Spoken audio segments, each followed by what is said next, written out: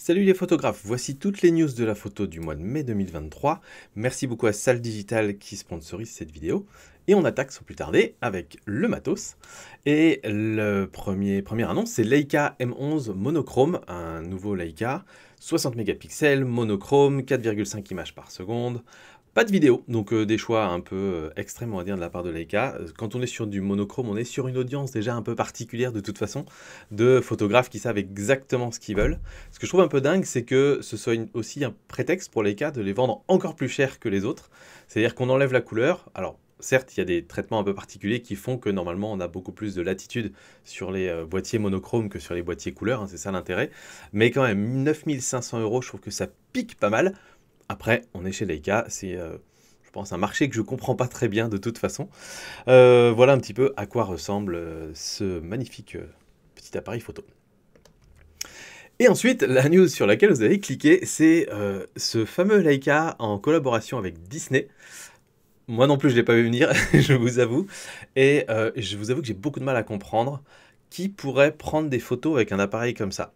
Parce que quand on achète un Leica, on achète une histoire, on achète un beau boîtier, on achète des codes. On achète des codes d'un boîtier qui est tout noir, magnifique. Enfin voilà, c'est un beau produit qu'on achète au départ. Et quelque part, de venir floquer dessus des dessins Disney, pour moi, ça ne matche pas. Enfin, je veux dire, il peut y avoir des collaborations qui peuvent fonctionner, mais là, pour moi, ça ne va pas. Donc, je ne vais même pas vous lire les spécifications du boîtier. Pour moi, ce boîtier Leica, c'est très clair, c'est une évidence, c'est un boîtier pour les collectionneurs.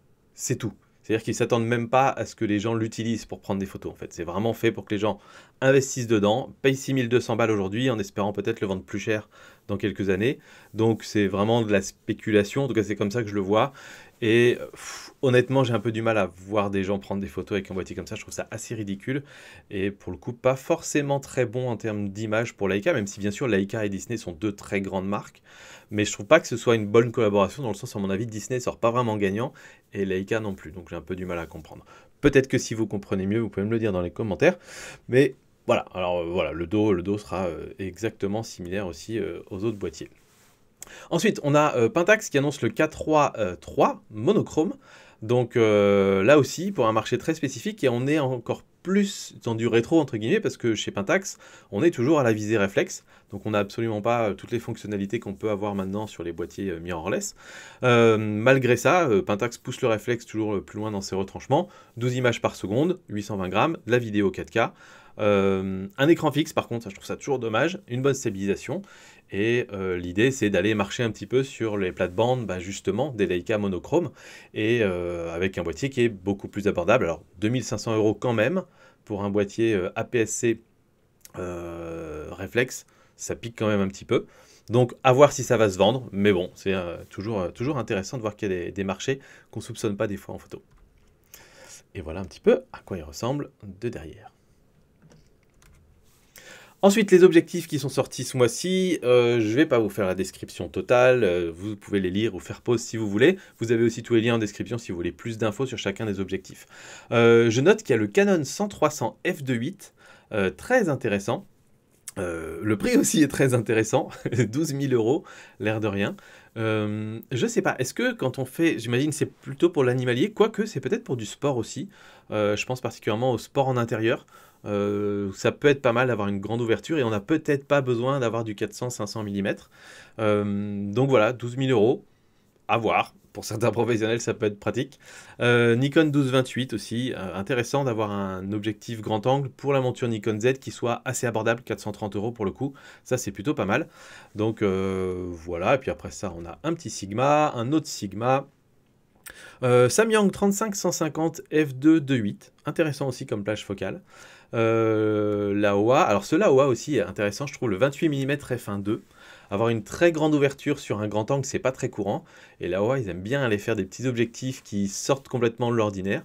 Donc là aussi, si vous y voyez un usage, si vous êtes par exemple un photographe qui aime beaucoup utiliser un 24 mm, j'ai vu par exemple dans une des dernières vidéos sur la chaîne de Sébastien Roignan, où vous savez, on est beaucoup de photographes à dire par exemple quel était l'objectif qu'on préférait. Et j'étais étonné de voir le nombre de photographes qui utilisent quasiment constamment des 35 mm ou des 24 mm. Et du coup, d'avoir une très grande ouverture, ça peut donner des perspectives créatives un petit peu différentes. Et donc ça peut être assez intéressant. Donc voilà, pourquoi pas. Et puis ensuite, TT Artisan, Make, etc. Hop, attendez, je vous les remets en plein écran quand même si vous voulez faire pause. Hop. Voilà. Et voilà. Ensuite, DJI a annoncé du très lourd, le Mavic 3 Pro, donc on est bien sûr du drone ici, mais les drones sont aujourd'hui des appareils photo à part entière, c'est juste qu'ils peuvent voler dans les airs. Et donc celui-là, il a 3 capteurs avec 3 objectifs différents, et un capteur principal de 20 mégapixels en micro 4 tiers Hasselblad. Donc ça commence à être plutôt pas mal maintenant ce qu'on envoie sur ces drones. Donc ce qui est intéressant ici, c'est qu'on a 3 objectifs, un 24 mm, donc assez standard pour un drone, un 70 mm et un 166 mm. Donc ça devrait pouvoir permettre de faire des plans assez nouveaux et assez différents de ce qu'on a l'habitude de voir au drone. Donc pareil, en termes d'outils créatifs, je pense que ça peut être assez balèze.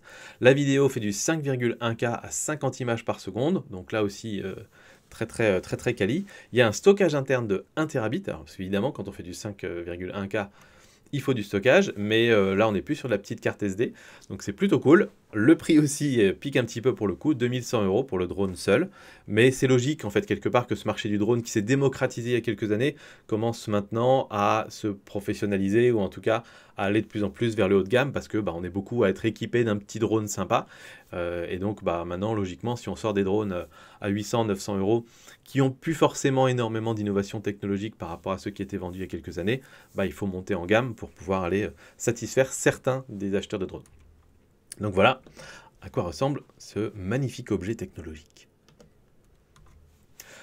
Ensuite, je ne vais pas prononcer le nom de cette marque, mais c'est une marque qui annonce le Fifish V Evo, c'est un drone sous-marin, vidéo 4K, 60 images par seconde, avec un algorithme qui permet de reproduire les bonnes couleurs, parce que vous savez que si vous filmez sous l'eau, vous allez généralement avoir des grosses problématiques de couleurs, notamment dans les bleus, enfin tout va paraître un peu trop bleu.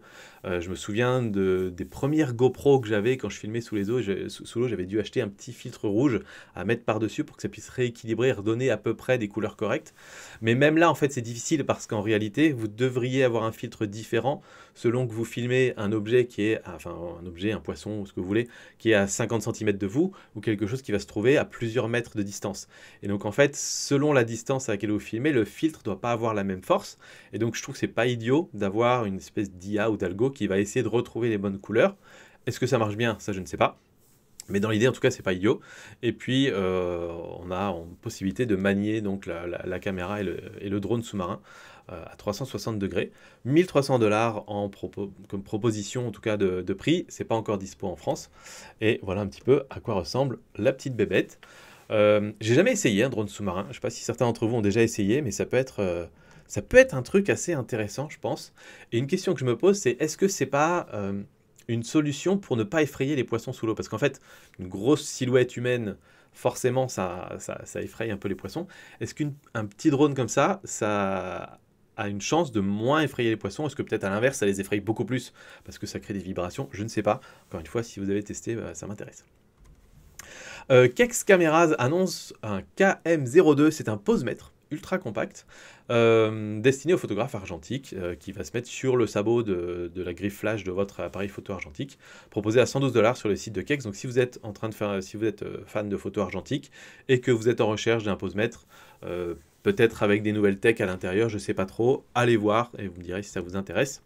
Voilà un petit peu à quoi ça ressemble. Ensuite, Canon a annoncé des mises à jour pour ses boîtiers Canon R5 et R3. Donc, possibilité avec le Canon R5 de faire des images jusqu'à 400 mégapixels. En fait, ils utilisent la stabilisation du capteur pour faire de la combinaison d'images. Et sur le Canon R3, qui devient capable de reconnaître les visages. Avec notamment la mise au point sur une personne en particulier. Donc quand vous faites par exemple une photo de groupe ou dans une foule ou bien pour un mariage, vous pourriez enregistrer la tête des mariés par exemple et dire si les mariés sont dans la scène, faire la mise au point systématiquement sur l'un ou l'autre des mariés par exemple. On peut créer une priorité comme ça. Donc ça c'est plutôt intéressant. Et voilà, est-ce que vous avez d'autres usages aussi? N'hésitez pas à me le dire.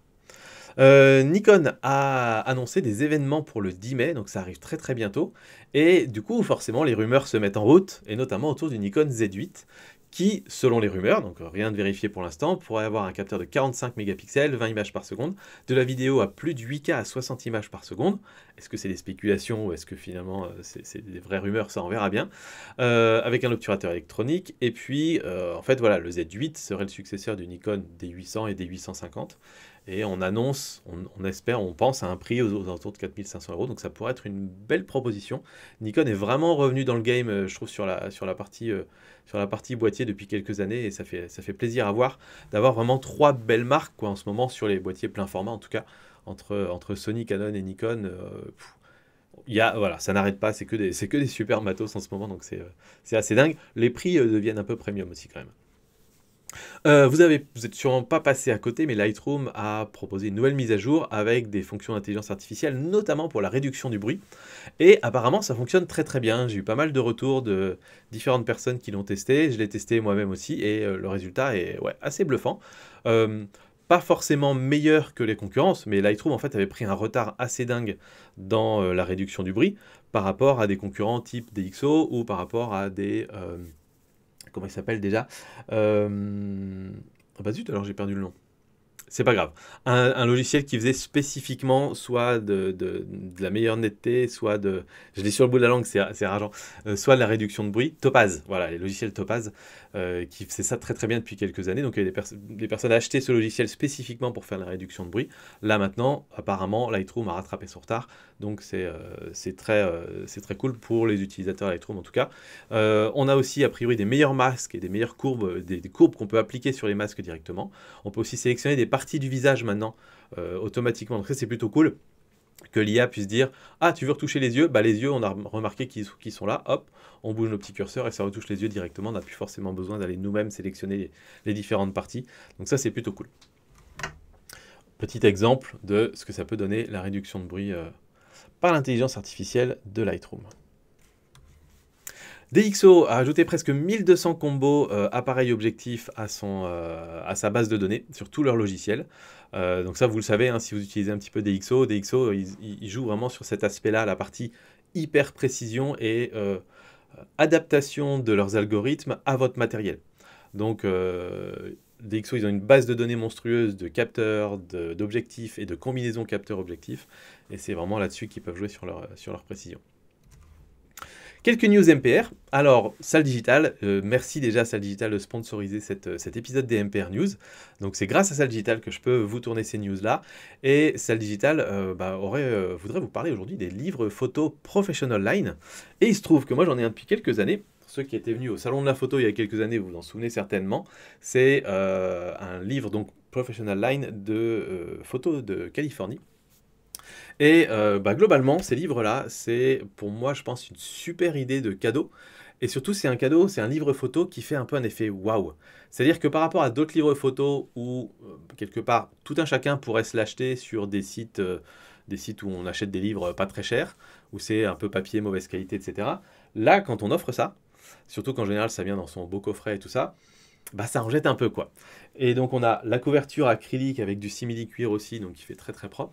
Et puis ce que j'aime beaucoup, évidemment, quand on est photographe et qu'on a des grandes photos, on veut une belle ouverture à plat. Hop, attendez, je suis pas sur mon côté. Voilà, on va faire ça comme ça. J'essaie de vous le mettre droit. Donc une belle ouverture à plat, ça met super bien en valeur les photos. Et moi je trouve que c'est vraiment magnifique. Le papier et la qualité d'impression évidemment sont très très bons. On est chez Salle Digital. Et ça fait un superbe rendu.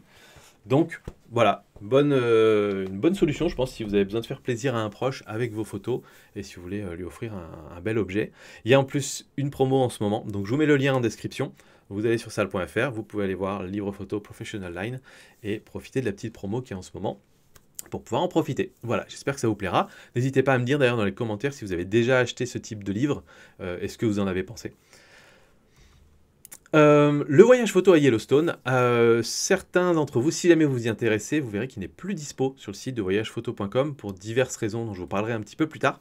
Mais il a quand même une bonne chance d'être organisé quand même, parce qu'on a déjà 4 inscrits. Et donc on va partir avec un petit groupe de toute façon. Donc ce voyage, je vous en ai déjà parlé plusieurs fois, c'est un voyage que je co-organise avec Marc Jardot, photographe animalier et gars super, le plus sympa du monde. Donc de toute façon, ça va être un excellent moment. Et donc on a déjà ces 4 personnes qui sont inscrites, et donc il nous en manque quelques-unes pour qu'on puisse partir, et ce sera de toute façon un petit groupe. Et donc ça va être absolument génial. Moi, j'ai qu'une hâte, c'est de repartir. Si vous voulez, si ce voyage vous intéresse, du coup, vous ne pouvez pas aller, enfin, ça n'a pas d'intérêt d'aller sur le site de voyagephoto.com pour l'instant. Donc, contactez-moi directement et je vous expliquerai un petit peu la suite des choses. Donc, par email ou par message privé sur les messageries, sur Instagram, comme vous voulez. Quelques inspirations photos.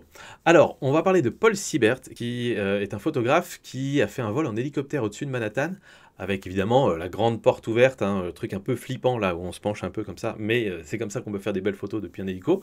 Et il est allé à l'altitude la plus haute. On n'a jamais envoyé un hélicoptère pour prendre des photos spécifiquement. Et donc ça fait des images assez inédites de la ville de New York. Et donc je vous montre ça. C'est assez impressionnant. On a presque l'impression d'être sur un Google Earth plus, on va dire. Et je trouve ça assez magnifique. Même si là, au milieu, il y a un flair. Ah, dommage.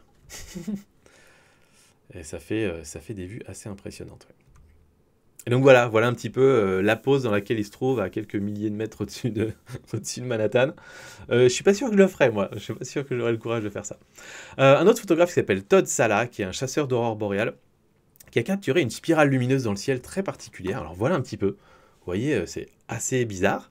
Alors qu'est-ce qui se passe? Est-ce que c'est des extraterrestres qui arrivent sur Terre? Est-ce que c'est l'explosion d'une galaxie tout proche de nous? Eh ben non, en fait, pas du tout. C'est simplement une fusée SpaceX qui a décollé peu de temps auparavant et qui du coup est à l'origine de ce phénomène. En fait, en passant dans la haute atmosphère, ça a créé ces nuages un peu particuliers. On avait déjà eu d'autres explosions de lumière suite à des décollages de fusées. Et là, de ce type-là, on n'avait pas encore vu. Et c'est assez magnifique, assez unique. Donc voilà, je trouve ça très original. Ensuite, on a quelques petits concours photos pour vous inspirer là aussi. Donc on a le Nature Photographer of the Year, les meilleurs photographes de nature, avec quelques photos très très sympas de ce magnifique glacier par exemple, ou de cet oiseau, très très douce. Et là, un peu moins douce, le buffle. On a aussi les NASA Photographer of the Year, c'est les concours des meilleurs photographes de la NASA. Donc ça c'est plutôt original et plutôt sympa parce que c'est des personnes qui ont accès à des sites ou des endroits auxquels peu de photographes ont accès. Et vous voyez par exemple une prise de vue depuis un avion de chasse ou depuis l'ISS. Donc ça fait des prises de vue vraiment très très sympas. On a les Mobile Photography Awards, c'est le concours des meilleures photos prises au smartphone. Là aussi, des résultats très très chouettes. On n'est pas sur l'histoire de la qualité d'image, la meilleure, etc. On s'en fiche, que ce soit prise avec un mobile ou avec autre chose. On peut tout à fait faire de magnifiques photos avec un mobile. Je pense que c'est plus besoin de dire ça en 2023, maintenant on le sait. Regarde-moi ce portrait, quoi. Magnifique. On peut même faire évidemment de la macro avec un smartphone. Et puis, des belles grottes. Les Sony World Photo Awards, c'est des concours photos de chez Sony. Alors là, on a aussi des magnifiques résultats. Alors là, c'est vraiment, on a l'impression que c'est du copier-coller ces deux-là. C'est assez impressionnant. Des magnifiques photos, des ambiances. Voilà, beau petit concours photo. Et maintenant, on va vous raconter quelques petites histoires. Et d'abord, je voudrais mettre en avant une initiative qui s'appelle les Photographes du Cœur. Donc la personne qui organise ça m'a contacté et m'a demandé si ça m'intéressait d'en parler, et avec grand plaisir. En fait, l'initiative, c'est que ce sont des photographes professionnels et bénévoles, c'est important, qui décident d'aider des personnes en difficulté le temps d'un instant pendant une séance photo. Donc le but, c'est par exemple d'aider quelqu'un à se refaire une photo pour son CV, quelqu'un qui est en recherche d'emploi, ou bien de faire un portrait d'une personne qui n'a jamais eu l'occasion d'avoir un portrait de lui-même, ou bien de faire un portrait d'un proche pour quelqu'un qui est en train de partir ou qui a une maladie. Enfin voilà, toutes ces personnes pour qui la photo peut vraiment avoir des vertus, soit presque curatives, soit des vertus, les aider à avancer dans la vie. Et donc je trouve ça vraiment super de se dire, nous on va se mettre bénévolement à disposition de ces personnes-là. Ça commence sur Rouen au départ, mais avec une extension possible dans d'autres régions de France évidemment. Donc c'est une super initiative que je vous invite à suivre sur le groupe Facebook pour l'instant. Donc allez sur Facebook, allez suivre un petit peu tout ça. Et si vous voulez participer, vous pouvez contacter le fondateur de l'initiative. Remembering Wildlife, c'est une initiative aussi qui a pour but de soutenir la préservation des espèces sauvages. Et donc, on en est au 8e livre sur, cette fois-ci, Remembering Leopards, donc pour sauver les léopards. Et donc, plein de photographes, en fait, ils ont contacté plein de photographes qui font des magnifiques photos de léopards pour les mettre dans le livre, compiler un petit peu ces photos-là. Et donc, le livre est en vente à 42, enfin, en pré-vente, à 40 pounds sur Kickstarter pour soutenir cette initiative-là. Donc, voilà un peu quelques images magnifiques qu'on peut retrouver dans ce livre. Casey Cooper est un photographe animalier qui travaille essentiellement dans les réserves africaines. Et il a fait une rencontre assez chouette avec un guépard. En fait, il était en train de faire ses photos et il y a un guépard qui est venu de lui-même vers le photographe. Ils ont pu passer un petit peu de temps ensemble, donc j'ose même pas imaginer l'émotion que ça doit être, ou le sentiment que ça doit être, avec un peu de stress aussi, j'imagine, au passage. Il se trouve qu'en fait, a posteriori, ils se sont renseignés, ils se sont rendus compte que c'était un guépard qui était habitué à la présence de l'homme et qui, du coup, n'était plus si sauvage que ça. Ça paraît assez logique quand même à la fin, mais n'empêche, ça devait être un moment tout particulier. Donc, tant mieux pour Casey. Je suis très content pour toi. Adobe Firefly, donc c'est Adobe qui annonce sa nouvelle version de l'IA générative d'images. Et l'idée d'Adobe, c'est d'essayer de se poser, en tout cas, du côté des créateurs de contenu, du côté des artistes. Et donc, la façon dont ils ont construit cette intelligence artificielle, c'est pour le but d'essayer de ne pas voler le travail des artistes. Ils ont tout intérêt parce qu'évidemment, les artistes, on est beaucoup à être chez Adobe pour notre workflow. Donc c'est basé sur Adobe Stock, pour lesquels Adobe a les droits d'utilisation des images, plus sur des images du domaine public.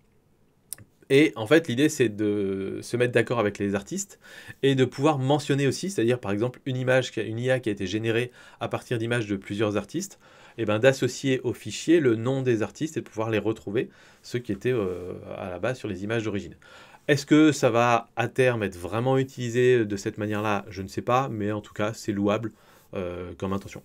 Donc voilà, l'idée est de faire de l'IA d'une façon un peu plus éthique, si tant est que ça puisse l'être. Voilà, je ne sais pas ce que vous en pensez, je ne suis pas sûr, encore une fois, c'est comme si c'est juste créditer un artiste, ok, c'est mieux que de ne pas le créditer, mais est-ce que finalement il y a beaucoup de gens qui vont utiliser cette IA, générer une image incroyable, et qui vont vraiment aller voir le travail de l'artiste derrière et tout ça? Je ne suis pas sûr. Et du coup, on en arrive un petit peu au débat du jour, on va dire. C'est Midjourney qui annonce donc sa version 5. Midjourney, c'était déjà hyper impressionnant. C'est le programme de génération d'images par intelligence artificielle le plus connu dans le monde. Donc on est sur des images totalement photoréalistes. Il y a en plus maintenant une meilleure gestion des mains. Vous savez que la difficulté de ces IA aujourd'hui, c'est de pouvoir générer des mains, des visages, des parties humaines qui soient photoréalistes. Et dans la version 5, apparemment, ils ont résolu la plupart de ces problèmes-là. Donc voilà, ça progresse de plus en plus vite. On est qu'au début encore. Et donc, évidemment, la question se pose de la place pour des photographes pros dans 5 ans, 10 ans, et même dans 1 an ou 2. Voilà, je vous ai passé toutes les news, parce que maintenant, il y en a presque tous les jours, de concours photos, de magazines qui balancent une image à base d'IA et où personne ne voit rien, personne ne pige que c'est fait par une IA et que c'est pas fait par un artiste. Donc, on ne fait plus la différence aujourd'hui. Donc est-ce que quelqu'un qui aura été suffisamment créatif et qui aura mis suffisamment de temps et de travail pour faire créer par une intelligence artificielle la photo qu'il imaginait dans sa tête, est-ce qu'on reconnaît à cette personne-là le même statut que quelqu'un qui aura imaginé dans sa tête et qui aura construit un décor et fait une vraie photo avec son appareil photo? Je sais pas, honnêtement, je lance le débat, je suis pas sûr que ce soit moins un artiste qu'un autre. J'en sais rien. Honnêtement, je sais pas. Mais par contre, si on prend le pendant inverse, est-ce que quelqu'un qui se balade sur Midjourney et qui voit un truc intéressant et qui dit ouais, fais-moi 50 variations, et puis dans les 50 variations, il dit ouais, celle-là est sympa, je la poste en mon nom, est-ce que c'est pas finalement de la gruche, quoi? Voilà. Ça pose aussi évidemment la question des fake news. Il n'y a pas besoin de revenir là-dessus. Pour l'instant, on n'a rien vu de bien grave sur la question, mais évidemment, on va de plus en plus remettre en question la véracité d'une photo. Et c'est peut-être là où ça va nous retomber dessus à nous les photographes, en fait. C'est que peut-être de base, naturellement, la plupart des gens vont se dire si une photo semble incroyable, c'est probablement que c'est fake. Et ça va retomber un petit peu sur nous finalement. Est-ce que finalement il n'y a plus de place que pour des photos banales? Et ce serait un peu dommage. Voilà quelques images de ce que peut faire Midjourney quand on le met dans un style de photo très on va dire photo très lambda de street photo prise à travers, vous savez, une glace pour avoir les reflets là. Là, c'est The Tendance des photographes de street depuis des années. Mauvaise nouvelle, triste nouvelle, DP Review, qui est un magazine en ligne sur la photo, qui existe depuis un paquet d'années, depuis 98 quand même. Très très populaire chez les anglophones, c'est un des sites sur lequel je me réfère souvent pour les MPR News. Il va bientôt fermer ses portes, malheureusement. Je me pose la question de est-ce que leur chaîne YouTube va continuer. C'est une de mes chaînes YouTube préférées, DP Review TV.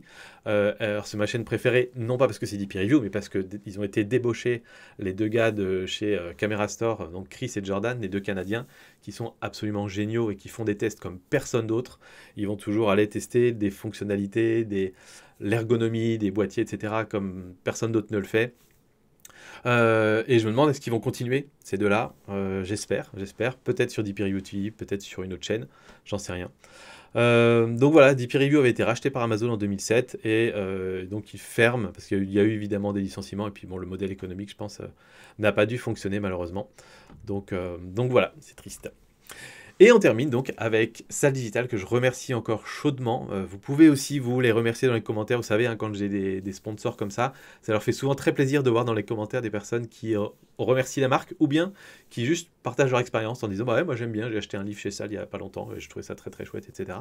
Et si vous voulez voir ce que ça donne un livre photo Professional Line, et ben n'hésitez pas, je vous mets le lien dans la description de toute façon avec le petit code promo, si jamais vous voulez faire plaisir à un proche ou vous faire plaisir à vous, ça marche aussi. Voilà, à bientôt les photographes, ciao.